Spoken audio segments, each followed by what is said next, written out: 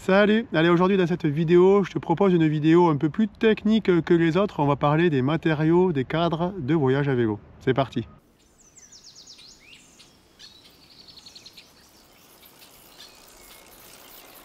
Alors, aluminium, carbone, titane, bois ou bambou et bien sûr acier. Chaque matériau en fait a des caractéristiques techniques, mécaniques, différentes qualités, différents tarifs et je vais essayer dans cette vidéo de passer en revue chacun de ces matériaux. Alors, tu sais bien que mes vidéos elles sont tout publiques, donc vous m'excuserez si je fais l'impasse sur certains concepts ou si j'oublie certaines choses.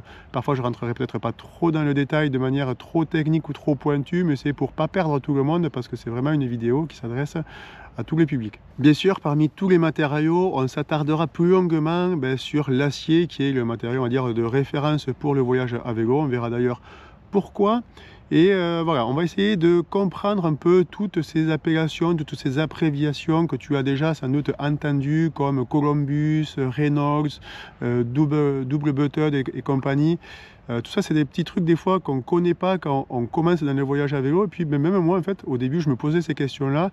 Et j'ai appris pas mal de choses finalement aussi en faisant des recherches pour cette vidéo. Donc c'est ce que je te propose de te partager ici. Bon, et puis déjà, si tu veux savoir en quel matériau est fait ton cadre, il suffit déjà peut-être tout simplement de regarder au creux de ton cadre.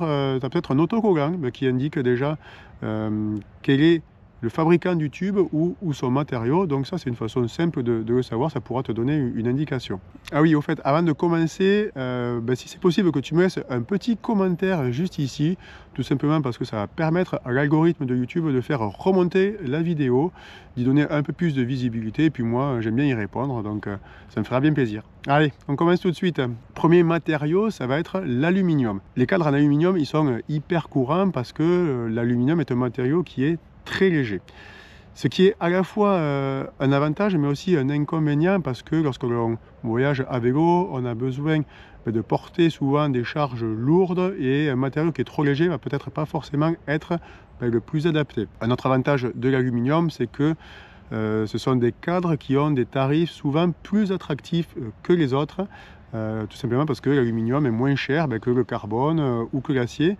Alors attention, ça ne veut pas forcément dire que tous les cadres en aluminium sont bas de gamme, parce que tu as des vélos en alliage d'aluminium qui sont de très bonne facture, voire même du haut de gamme. Certains fabricants ont arrêté des productions en acier pour se consacrer uniquement à l'alu. Donc on trouve des vélos en aluminium vraiment de très bonne facture. Un avantage de ce matériau, c'est que l'aluminium ne rouille pas, ça ne s'oxyde pas avec le temps. Donc ça, par exemple, tu vois, c'est un avantage que ne propose pas l'acier. L'inconvénient principal de l'aluminium, c'est que c'est un matériau, s'il se casse, n'est pas réparable. En tout cas, c'est difficile de souder de l'aluminium. Donc ça, c'est un problème de ce matériau. Voilà, et enfin, l'aluminium est un matériau qui est assez rigide, plus que l'acier, et du coup, ça va provoquer le fait qu'il ne va pas absorber les vibrations. Ça, c'est un peu dommage parce que le confort en voyage à vélo, c'est quand même pas mal. On va maintenant parler de notre matériau, du carbone. Bon, déjà, ce qu'il faut savoir, c'est que par rapport aux autres matériaux, le carbone, c'est pas un métal, c'est plus un textile, parce que ça s'apparente un peu à un mélange de fibres, un tissage, donc c'est pas du tout un métal, ce qui fait aussi par la même occasion que ça va pas rouiller. Ça, c'est la première chose. Ensuite, évidemment, la principale caractéristique du carbone, ça va être sa légèreté. Les cadres en carbone vont par contre absorber les vibrations de la route et on trouve vraiment de toutes les gammes dans le carbone, du bas de gamme au très très haut de gamme évidemment. Mais par rapport aux autres matériaux, le carbone va être généralement un matériau qui va être plus cher. Alors c'est vrai que le carbone, on en trouve pour tout type de vélo, que ce soit des vélos de route, des vélos gravel, donc vraiment pour différentes pratiques. Un peu comme l'aluminium, l'inconvénient du carbone, c'est que c'est un matériau qui peut être fragile, puis surtout qui va mal réagir en cas de choc. S'il se fissure, s'il se casse, le carbone est un matériau qu'on ne va pas pouvoir réparer, donc voilà, si c'est cassé, c'est fichu. C'est pour ça que quand on va y mettre du poids dessus, c'est pas forcément le matériau qu'il va falloir choisir pour partir voyager à vélo. Donc voilà, comme c'est un matériau qui est rigide, qui est sensible au choc, finalement on va retrouver très peu de vélos de voyage en carbone. On va passer à un autre matériau, on va parler du titane maintenant. Bon là, le titane, on est clairement dans du matériau très très haut de gamme. Le titane par rapport à l'acier, il a une meilleure résistance à l'usure, une meilleure résistance à la corrosion également. Et il a la faculté en plus d'être très léger, d'être très résistant. D'ailleurs, parmi tous les matériaux, c'est celui qui a le meilleur ratio résistance-poids. C'est un matériau qui se dilate aussi très peu. Il a une meilleure ductilité que l'acier, c'est-à-dire qu'il a une meilleure capacité à se déformer sans rompre. Ça peut être intéressant. Par contre, le titane, c'est très rare, donc c'est très cher. En fait, il y a 95% du titane exploité qui est transformé en dioxyde de titane, voilà, pour des pigments, par exemple dans les peintures, ou alors dans les médicaments et autres. Et finalement, il n'y a qu'une très fine fraction du titane qui est destinée à faire du titane métal, si je peux dire. Donc forcément, voilà, ça reste un matériau qui est très très cher, hyper haut de gamme, qu'on retrouve pour le voyage à vélo, mais qui n'est pas le plus répandu. Le matériau par excellence qu'on trouve sur les cadres de voyage à vélo, c'est l'acier. Ça va être la principale partie de cette vidéo, parce que l'acier, on en trouve partout. C'est le matériau idéal. Alors, petit bémol, j'en entends certains qui disent forcément un vélo acier est synonyme de vélo de qualité. Mais pas forcément, parce que un petit peu comme pour tous les matériaux, il y a différentes gammes d'acier, et donc différentes caractéristiques, différentes qualités, et donc différents tarifs. Donc, c'est un peu comme quand tu parles de transmission, une transmission Shimano par exemple, ça veut rien dire parce que chez Shimano, tu as différentes gammes, du très basique bas de gamme à de la transmission haut de gamme très chère. Donc vraiment il y a de tout. Donc une marque ne reflète pas une qualité et un matériau non plus. Quand on parle d'acier, la première chose qui vient en tête, c'est le poids. C'est sûr que l'acier, c'est un matériau qui est lourd. Plus lourd que tous les autres, mais je mettrai un petit bémol en fait, parce que en fonction, tu vas voir de la façon dont il va être travaillé, c'est un matériau qui va pas être si lourd que ça. On en parlera juste après. Le principal avantage de l'acier, ça va être sa robustesse. C'est un matériau qui va nous permettre de pouvoir porter des charges lourdes, et ça c'est ce qu'on recherche en voyage à vélo. Après, même s'il paraît relativement rigide, finalement c'est un matériau qui peut être quand même assez souple, dans le sens où il va absorber pas mal de vibrations, et on aime bien dire que les cadres acier sont des cadres qui sont comment dire, agréables, confortables pour le voyageur à vélo. Donc faut pas se marteler en tête que forcément le matériau acier est très rigide, donc ça sera forcément tape-cul. Bon, par contre, un inconvénient de l'acier, mais ça tout le monde le sait, c'est que l'acier, ça s'oxyde, l'acier ça rouille. Donc ça peut être un problème, donc il va falloir faire attention dès lors qu'on va le découvrir, cet acier, dès lors qu'il va y avoir un éclat sur la peinture, dès lors que l'acier va être mis à nu, avec l'air ambiant, il va avoir tendance à s'oxyder, donc il va falloir faire attention à tout ça. Bon, il y a quelque chose moi qui me fait toujours sourire quand je l'entends sur les vidéos, c'est quand on me dit oui, l'acier c'est bien parce que si jamais je casse mon cadre, je vais pouvoir le ressouder. Oui, alors c'est vrai, l'acier ça a cette capacité à être ressoudé facilement. Bon, déjà pour casser un cadre, faut le faire. Alors oui, je sais, ça arrive, certains auront toujours l'anecdote qui va bien pour le montrer, mais ça reste quand même relativement rare. Et puis ensuite, voilà, faire ressouder son cadre, à moins d'être à l'autre bout du monde, en Afrique, en Asie ou je ne sais où, c'est vrai que c'est pas la chose qu'on va faire tous les jours quand on est à la maison. Mais oui, l'acier, ça se ressoude facilement. Ce que je voulais aborder dans cette vidéo, ce sont quelques caractéristiques qu'on peut trouver au niveau des appellations de l'acier, parce que acier, ça veut tout et rien dire, il y en a de différentes sortes. Alors, un acier qu'on va trouver de manière très courante, c'est l'acier Aiten. En fait, c'est un acier entrée de gamme. Aiten, ça veut dire high tensible. En fait, c'est celui du fabricant qui s'appelle Aiten, tout simplement. Et c'est un acier qui est quand même, il ne faut pas se mentir, de piètre qualité, parfois même inférieur à de l'aluminium. Donc, c'est vraiment généralement des tubes qui sont assez épais, ce qui fait que c'est des cadres toujours très lourds. C'est un acier qu'on retrouve par exemple sur certains vélos en libre service, comme des Vélib dans certaines villes, parce que c'est aussi un des aciers qui coûte le moins cher. Un acier qui est beaucoup plus courant, qu'on retrouve vraiment fréquemment dans les cadres de voyage à vélo, c'est l'acier chrome molybdène.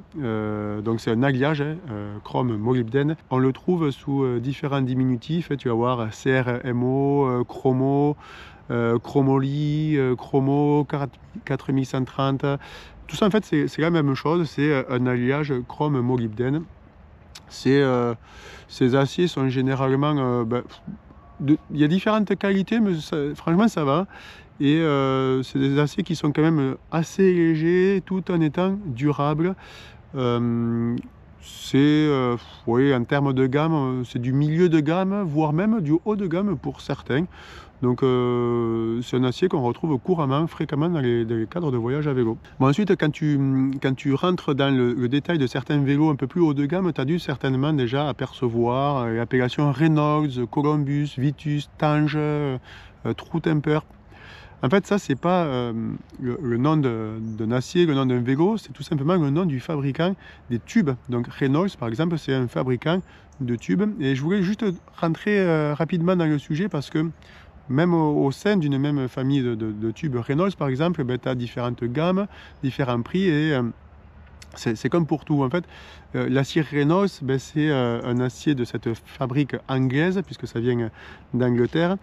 Ça ne veut pas forcément dire que tous leurs matériaux sont tous haut de gamme. Et en fait, ça va de la qualité basique à la qualité aéronautique. Mais bon, voilà, généralement quand même, quand tu dis que tu as un cadre fait en acier Reynolds, en principe, c'est pas de la merde. Pour savoir si c'est le cas, généralement, tu as un petit autocollant sur le cadre et ça te marque Reynolds, je sais pas, Reynolds 525, 631 et compagnie. Et tout ça, en fait, ça va être la gamme de tubes Reynolds qui a été employée. Qu'est-ce qui différencie un tube Reynolds d'un autre? Finalement, ça va être l'alliage d'acier qui va être utilisé. Tu vas avoir des aciers qui vont être au chrome molybdène, d'autres qui vont être plutôt manganèse molybdène. Et tout ça, forcément, ça va impacter les caractéristiques. Donc, si on peut résumer, dans l'appellation des tubes Reynolds, plus le chiffre il va être élevé, plus il est résistant et meilleur il en est en qualité, tu vois.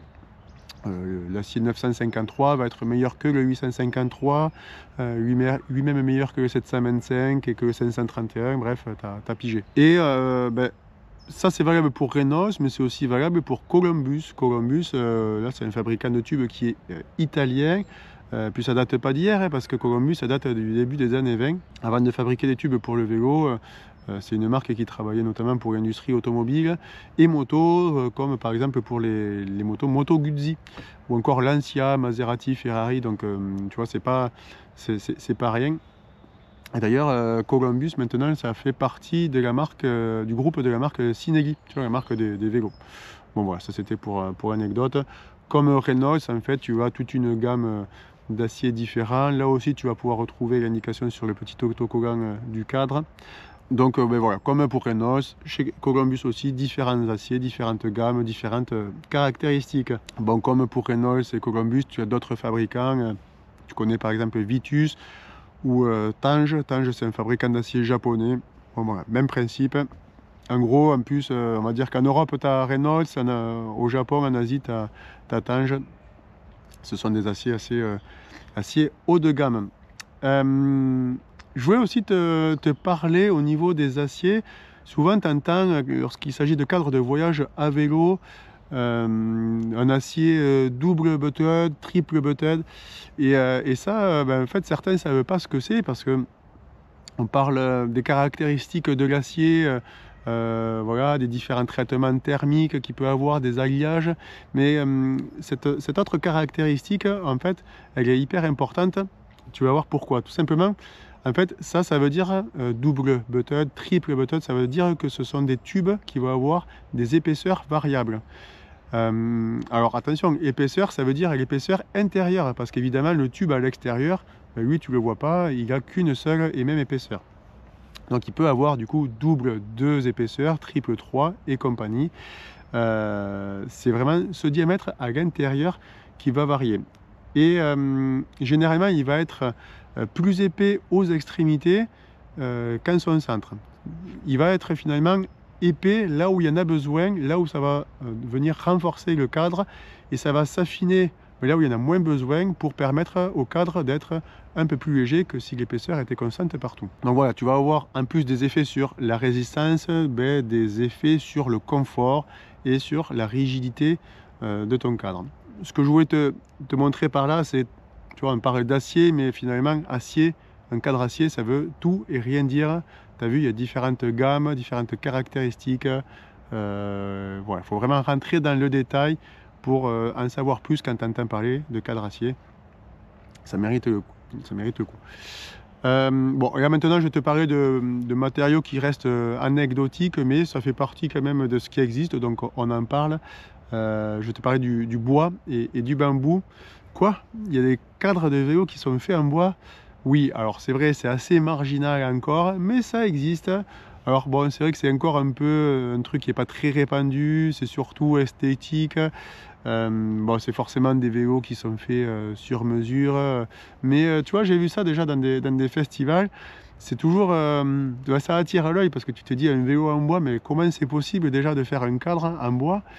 Comment c'est possible de faire quelque chose qui résiste? Et pourtant, ils y arrivent. Alors c'est vrai qu'en plus le bambou c'est quelque chose qui est écologique, qui pousse hyper vite, et finalement ça a des caractéristiques mécaniques intéressantes. Quand tu penses en Asie, ils en font des maisons, donc pourquoi pas en faire des vélos. Et le bambou, ça reste finalement des fibres, et en fonction de la façon dont elle va être utilisée, ça va être parfois comparable à la résistance d'un cadre acier. Bon, quant au bois, c'est vrai que c'est souvent pas du bois brut qu'on va utiliser, ça va être plutôt des assemblages en lamellé collé. Ça permet surtout en fait d'avoir des formes et des caractéristiques mécaniques qui vont être plus contrôlées et plus maîtrisées. Bon voilà, tu vois, des cadres de vélo, tu peux en trouver de différents types, de différents matériaux, et pour autant, il va vraiment falloir faire ton choix dans cette jungle. Donc ça va être vraiment en fonction du type de voyage que tu vas vouloir faire, du poids que tu vas emporter, de la destination où tu vas aller, de la fréquence à laquelle tu vas te servir de ton vélo, et si tu comptes le garder pendant très longtemps ou pas. Parce qu'évidemment, ça ne sert à rien de dépenser des milliers d'euros si c'est juste pour faire une sortie d'une semaine l'été prochain sur la Vélo Odyssée. Ça on est d'accord, mais ce que je voulais te faire toucher du doigt aussi, c'est notamment au niveau de l'acier, te montrer que en fait, l'acier, c'est un sujet qui est très très vaste. Ça mérite de s'y intéresser parce que franchement, il y a plein de choses à apprendre, et moi, j'ai été moins bête après les recherches que j'ai fait pour cette vidéo.